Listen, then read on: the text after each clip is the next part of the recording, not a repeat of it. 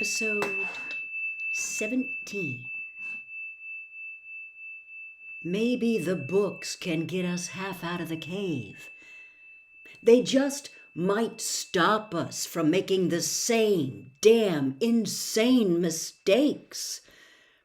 I don't hear those idiot bastards in your parlor talking about it. God, Millie, don't you see? An hour a day, 2 hours with these books, and maybe... The telephone rang. Mildred snatched the phone. "Anne!" she laughed. "Yes, the White Cloud's on tonight." Montag walked to the kitchen and threw the book down.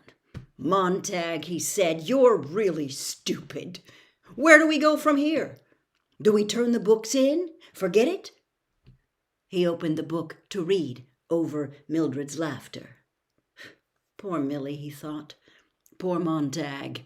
It's mud to you, too, but where do you get help? Where do you find a teacher this late?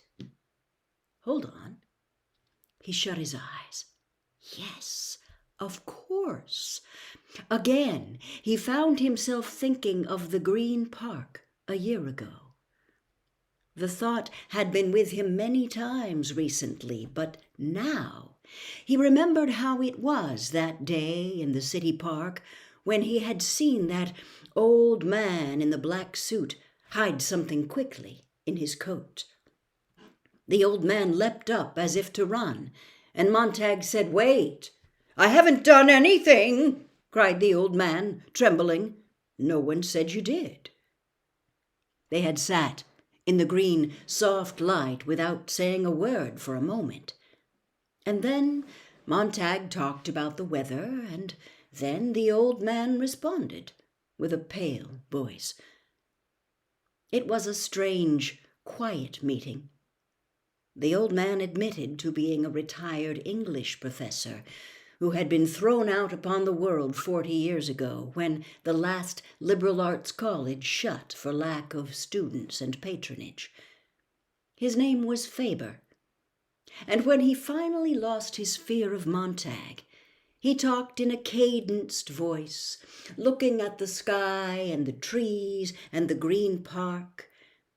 And when an hour had passed, he said something to Montag, and Montag sensed it was a rhymeless poem.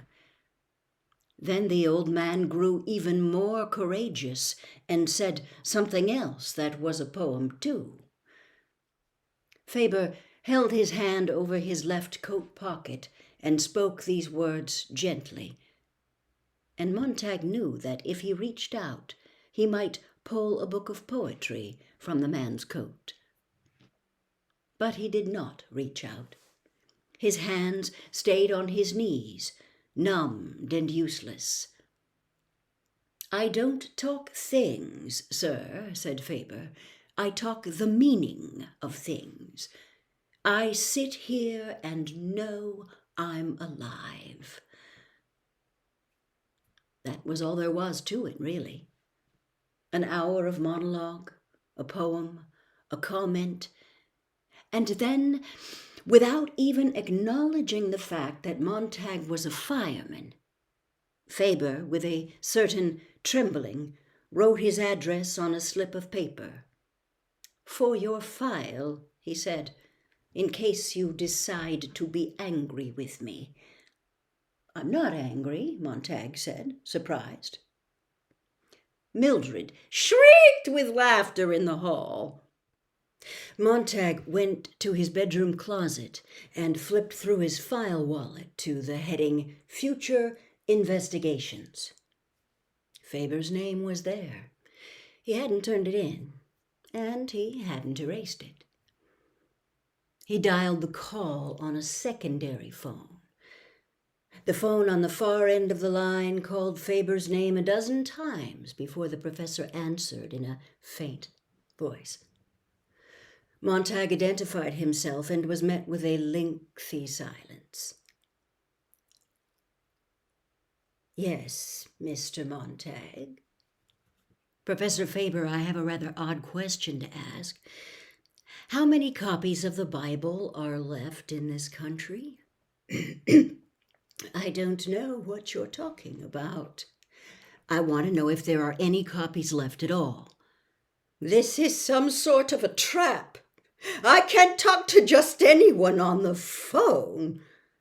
How many copies of Shakespeare and Plato? None. You know as well as I do. None. Faber hung up.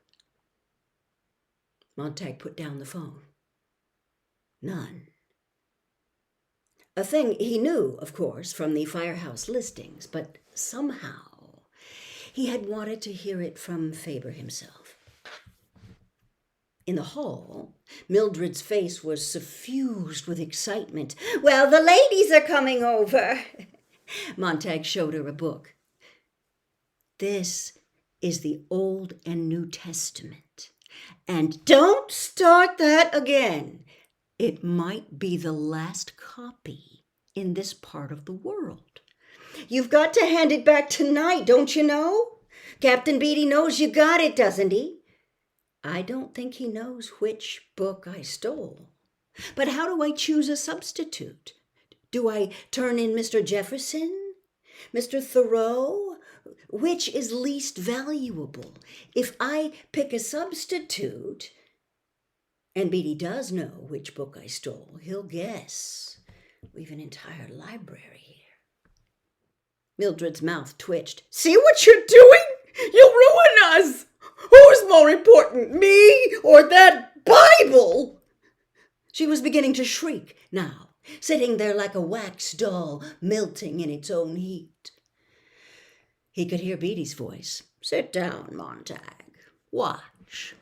Delicately, like the petals of a flower. Light the first page. Light the second page. Each becomes a black butterfly. Beautiful, eh? Light the third page from the second, and so on. Chain smoking, chapter by chapter. All the silly things the words mean, all the false promises, all the second-hand notions and time-worn philosophies. There sat Beatty, perspiring gently, the floor littered with swarms of black moths that had died in a single storm. Mildred stopped screaming as quickly as she started. Montag was not listening. There's only one thing to do, he said. Sometime before tonight, when I give the book back to Beatty, I've got to have a duplicate made.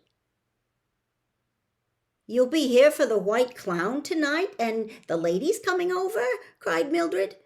Montag stopped at the door with his back turned. Millie? A silence. What? Millie, does the White Clown love you? No answer. Millie, does your family love you? Love you very much, love you with all their heart and soul, Millie? He felt her blinking slowly at the back of his neck. Why'd you ask a silly question like that? He felt he wanted to cry, but nothing would happen to his eyes or his mouth. If you see that dog outside, said Mildred, give him a kick for me. He hesitated, listening at the door. He opened it and stepped out. The rain had stopped, and the sun was setting in the clear sky. The street and the lawn and the porch were empty.